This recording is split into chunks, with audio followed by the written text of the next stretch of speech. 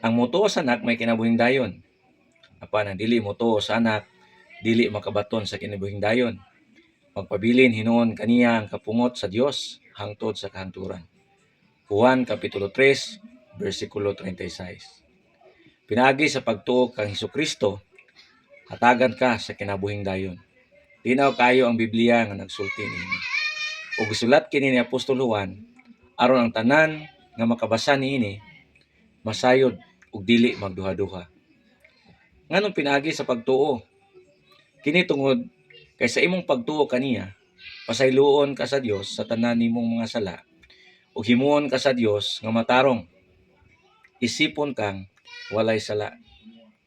Tungod sa imong pagtuo kaniya, mawagtang ang kapungot sa Dios diha kanimo ug mapasig-uli ang inyong maayong relasyon. Ug tungod kay ikaw karon matarong na sa iyang atubangan, dili ka na silutan sa ikaduhang kamatayon. Dito sa linaw nga kalayo ug asipre. Mao kini ang walay katapusan nga pagkalaglag, halayo sa presensya sa Dios.